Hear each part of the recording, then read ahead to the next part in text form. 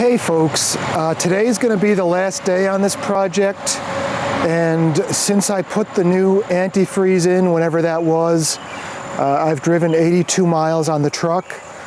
I got out yesterday and I changed the oil, and I also put a new fuel filter in it. But there's just a few details I want to go over. So the first thing is with this thermostat housing here, I did try putting some Teflon tape on the bolt and putting it in, and luckily the bolt snapped in the housing, not in the block. I remember looking at the bolt and I couldn't understand why some of the threads looked closer and some looked farther apart. And when I was talking with Oversight, he said, yeah, the bolt probably had just stretched out. I ended up just getting 3 new bolts. I don't know if you guys can see 3 shiny new bolts in there. It almost seemed like some of them wanted to keep going, so I had to keep myself from continually tightening another quarter turn. If we ever notice a pile of coolant underneath the truck, I'll know where to start looking. And you can see the one right there that I broke. I did end up replacing the coolant recovery bottle. I went to dump out, I had some water in there, and when I went to dump it out, the higher mounting point to the fan shroud here, the coolant just leaked right out of it. As far as the transmission slipping, that one had me a little bit perplexed. So the first thing I instinctively did is there's a ground back here I think I talked about. Hopefully you guys are seeing a ground with a lot of copper on it. That's copper anti-seize, which I use around the grounds.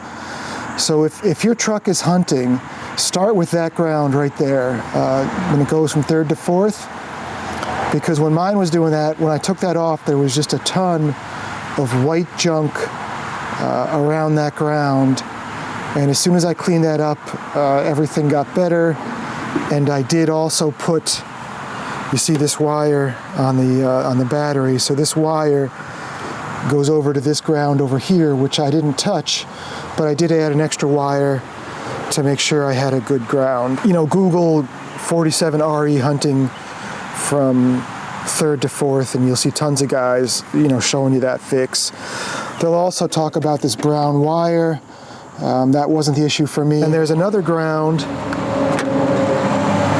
Let's see if we can get you in there, deep in here. What I did for this one is I just loosened the bolt from up top, reached in there, and just wiggled the ground back and forth, making sure we had good contact, and then tightened it up. Everything's working great. I mean, I can do 40 miles an hour uphill at 1250 RPM. If you have a 47RE with a Cummins and your truck starts hunting, don't just assume you need a new transmission. You may, but check your grounds first. And then I do just want to show you guys the bottles of the water I flushed through the cooling system. And I think you can see that it's most of the junk is fairly well suspended. I mean, it's a very fine junk. So I really do feel like if we just, I put my antifreeze in, and I'll drive it for 500 to 600 miles, and just drain that antifreeze out, put fresh antifreeze in, and I think we're going to be perfectly fine. It's really fine. That's all I can say. I guess that concerns me less than if it was a lot of chunky stuff. If you go back in the video to where I initially dumped the junk out of the radiator, there was a lot of white chunky stuff in there. Maybe it's by design, but the radiator seems to trap a lot of that chunky stuff in the front of it. So when I drain it, I'll make sure I open the petcock all the way and then pour some distilled water into the radiator to kind of flush out whatever junk accumulates in the base of the radiator. So I think we're going to be perfectly fine, and I did question myself if I should have installed a coolant filter, but I think I just need to, do the manufacturer recommended coolant changes, which this antifreeze says it's a 5-year, 100,000 mile antifreeze, so every 5 years, you can do it sooner if you want. Everything's doing great. I mean, I don't see any evidence of leaking oil. I'll keep an eye on things, but I really can't think of anything I would have done differently. I mean, driving the seal, I would have done differently. I did the best I could. I just can't believe how little oil is here. I've had just a ton of oil on the front of this motor for so long. I Didn't realize it could look like this. So I'm really liking the way things are looking. And the second I see oil, I will make sure to address it right away, because now I know how. And now we're under the truck, and there's the harmonic balancer, and hopefully that's in focus. But I see zero evidence of any oil leaking whatsoever. I did the vacuum pump about a year ago, and it was just such an oily mess down here, and I didn't even know what would cause it. I thought that was from the breather bottle. That's the thing, is I always thought it was the breather bottle making this mess under here. I didn't even know what a main seal was. So, we'll just keep an eye on things and pray we're doing all right. A quick note about the transmission pan is, I did retorque the bolts, and a lot of them were loose. I think I mentioned that earlier. And the leak has, slowly been dying down. So I think it was basically just whatever transmission fluid was on the pan has been moving downward. I guess the secret is you just gotta, check your torques on the pan on a regular basis.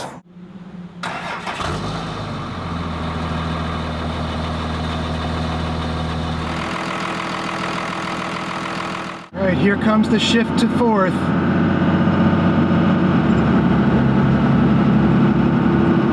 That's overdrive right there. And we're about to, we're heading up a hill, and it's going to stay right there.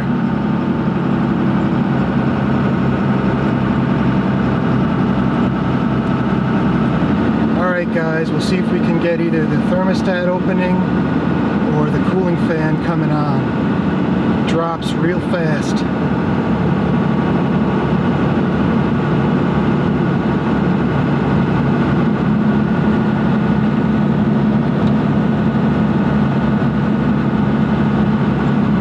Goes.